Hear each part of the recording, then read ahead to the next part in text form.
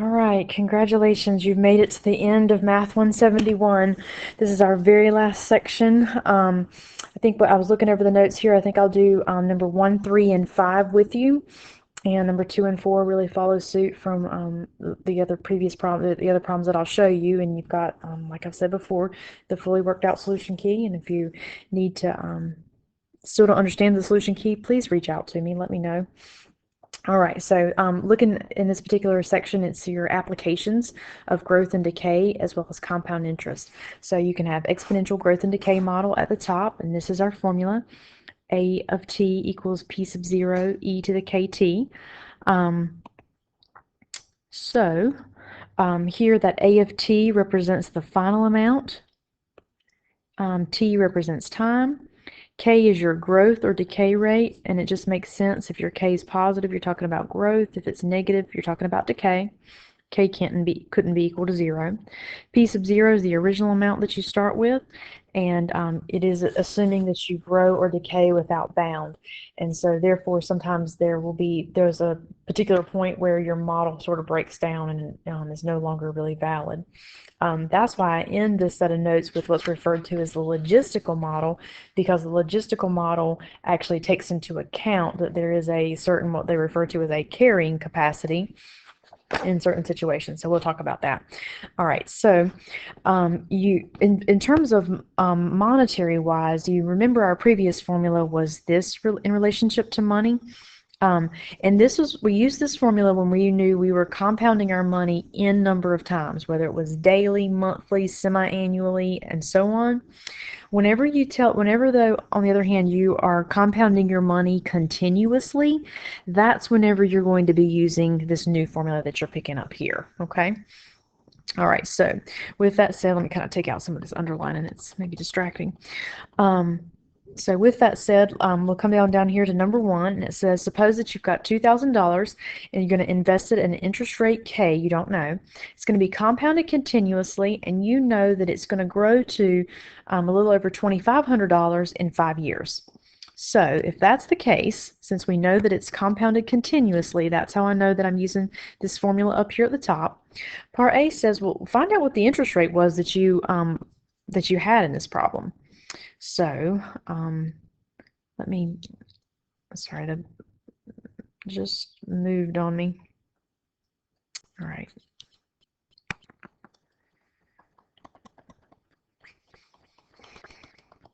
So to find that interest rate, I'm going to use my formula. Get my pen. All right.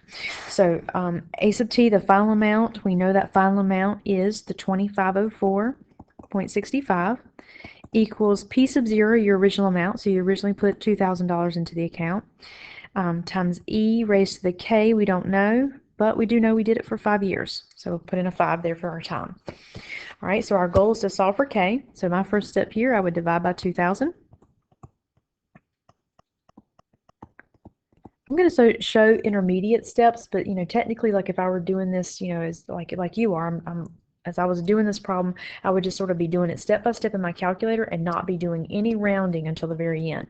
So I would take this 2504.65 divided by 2,000. You get 1.252325 equals e to the 5k. Right, because that cancels out. Now from here you want to solve for k, so to get that k out of the exponent, remember we take the natural log of both sides. So if you take the natural log of both sides, remember we'll have the natural log over here, and the natural log of this side, that's just going to get rid of this part here and just leave us with the 5k. So now we're sitting at 5k equals the natural log of 1.252325, and then to get k all by itself, divide by 5. Cancels out, and so k equals, now you would put, so essentially I was just doing kind of all of that in my calculator. So let me see if I did any rounding, I can't remember now. 2504.65 divided by 2,000. Okay, I didn't do any rounding. Then take the natural log of that answer. So the natural log of that answer, you should be getting like a 0.225000. Then divide that by 5.045. So k equals 0.045. All right, so that's our solution for part A. We found our interest rate. So essentially, multiply that times 100, it was a 4.5% interest rate.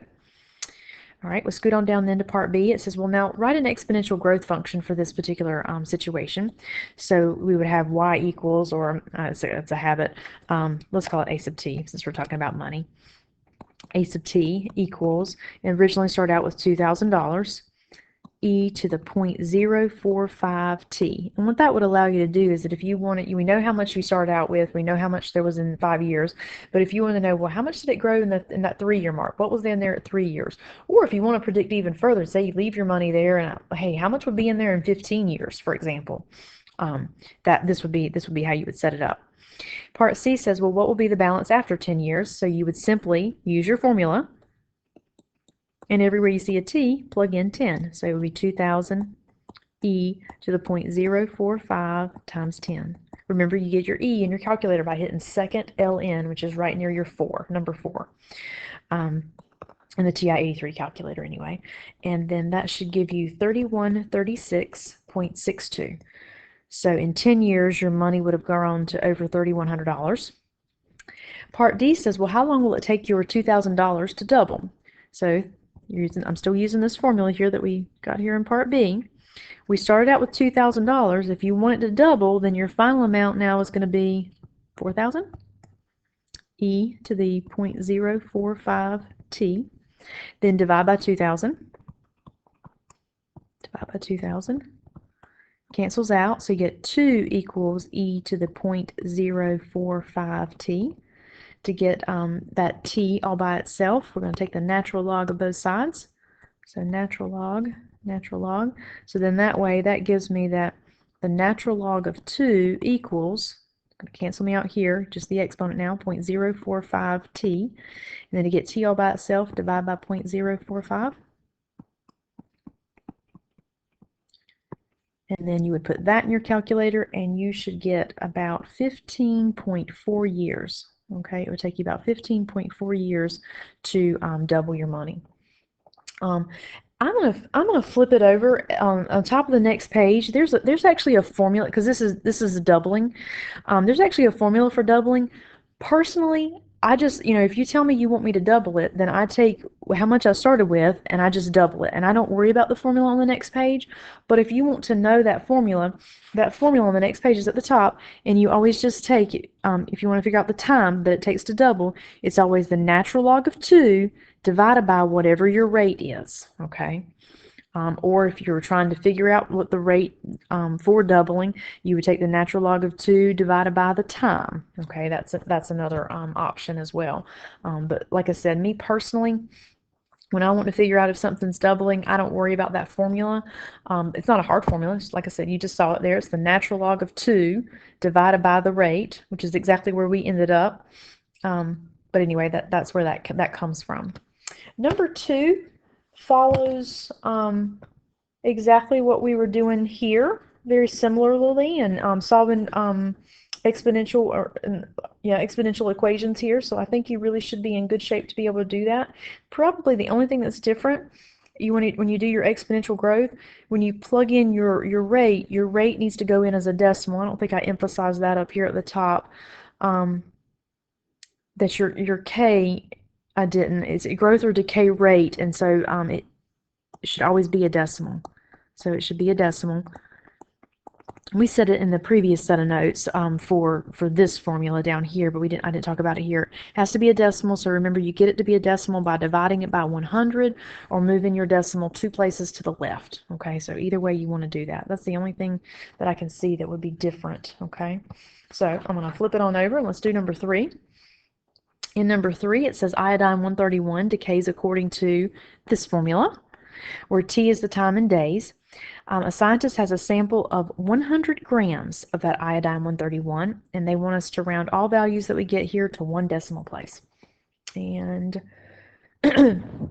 so looking at part A, it says, well, what is the decay rate for iodine 131? You don't have to do any work here. You just look at the formula.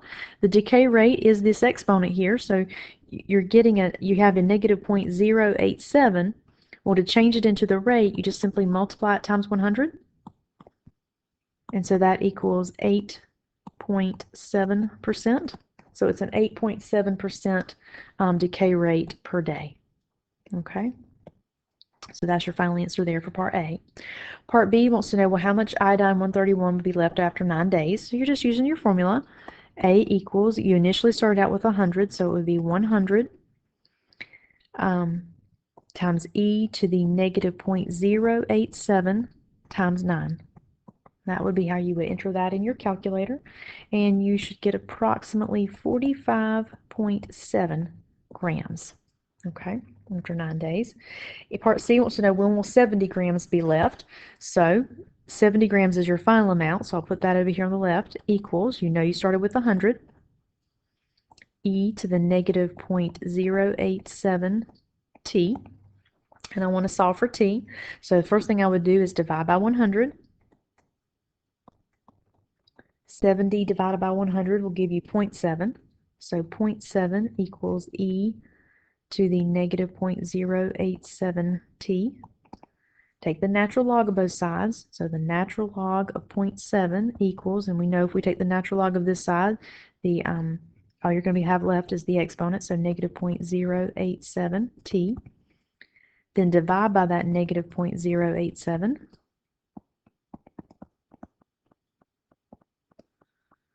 And then when you put that in your calculator, t is approximately 4.1 days.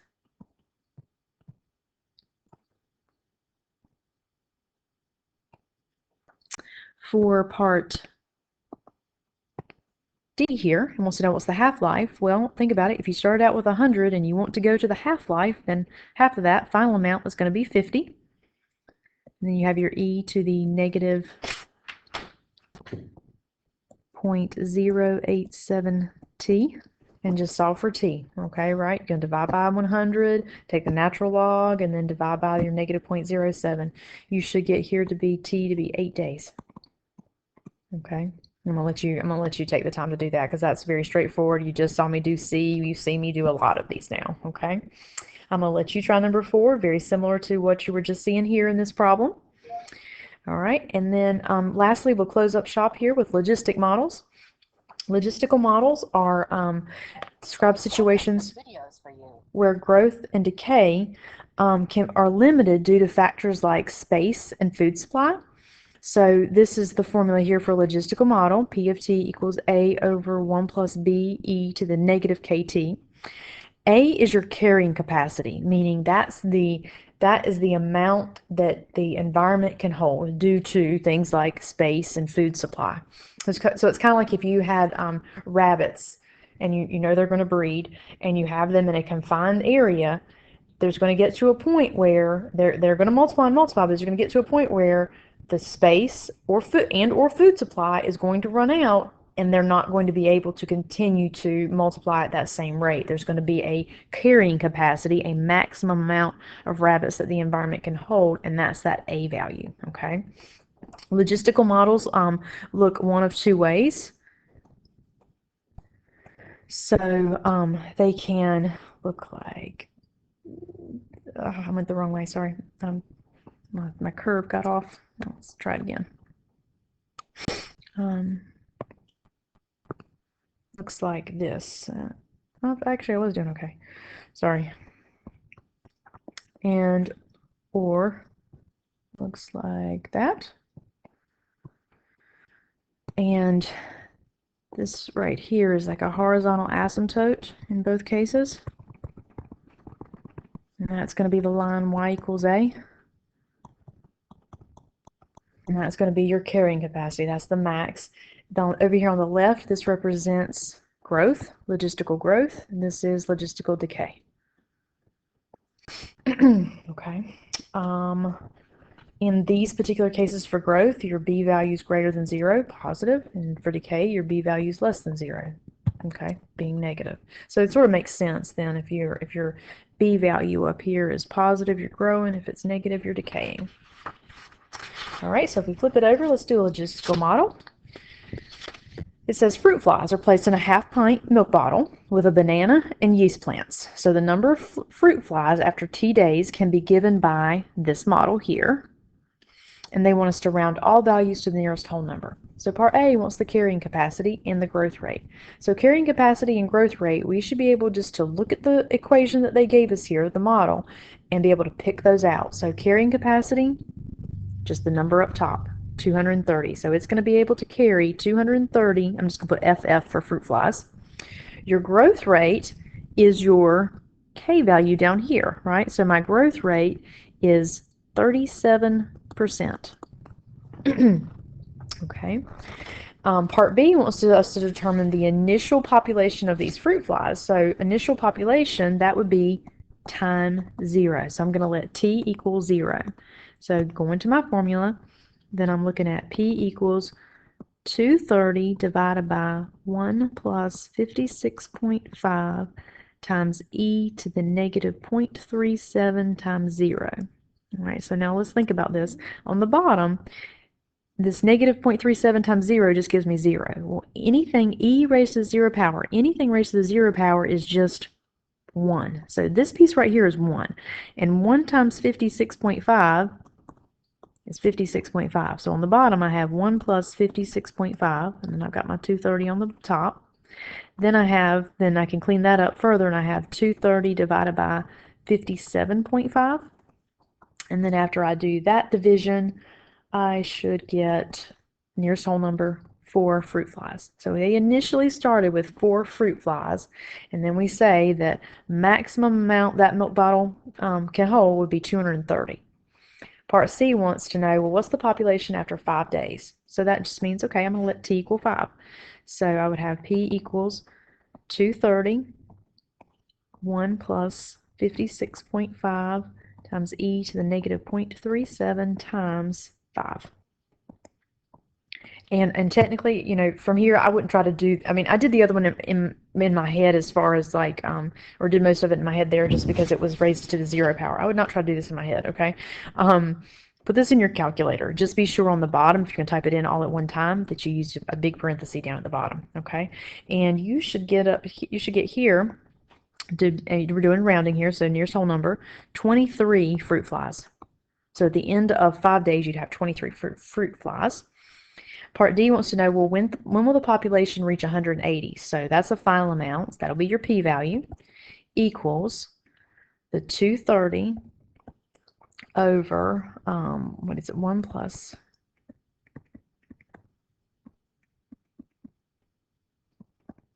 okay, your goal is to solve for that t. I'm going to put a 1 underneath here. I'm going to cross multiply. So I have 180 times the 1 plus 56.5 equals 1 times 230, 230. Okay. Now from here you can distribute that 180 through. I just divided it. So divide by 180. So then that gives me 1 plus 56.5, because this cancels out over here. On my paper, I just left it 23 over 18. I can't. Let me check real quick. Is that a nice decimal? It might be. No, it's not. No. So definitely, you wouldn't want to do any rounding. You wouldn't want to try to round there, because you don't want to do any rounding until the very end. Okay. All right. So now from here, I would subtract 1. My goal is to get this t all by itself, so I need to get closer to getting there. So I would subtract 1. So I have now the 56.5 e to the negative 0.37 t. I would put in my calculator 23 divided by 18 minus 1, tell it to change it back to a fraction, so that would give you 5/18. Now from here I would divide by 56.5. Divide by 56.5. Cancels out over here. I'm left with e to the negative 0.37 t.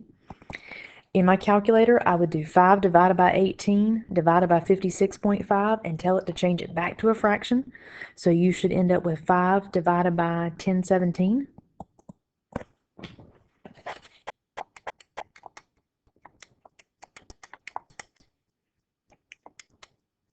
Yes, just making sure your calculator will do that for you. All right, so now from here you want to get that t out of the exponent. So hopefully you know by now we can take what on both sides? Since it's e, take the natural log of both sides. Natural log base e cancels out, so 0.37t equals the natural log of 5 divided by 1017. And then to get t all by itself, divide by 0.37. Cancels out. So in your calculator, you're typing in the natural log of that top, close parentheses, divided by 0.37. Oh, I lost my negative. I forgot my negative because this is negative 0.37. So negative, negative. There we go. Sorry, don't forget that, because otherwise you'd get a negative. If you forget your negative, you're going to get a negative time, and that wouldn't make any sense. So t equals 14.4, which, did I tell you to do any rounding here? Round to the nearest whole number, so t equals 14 days.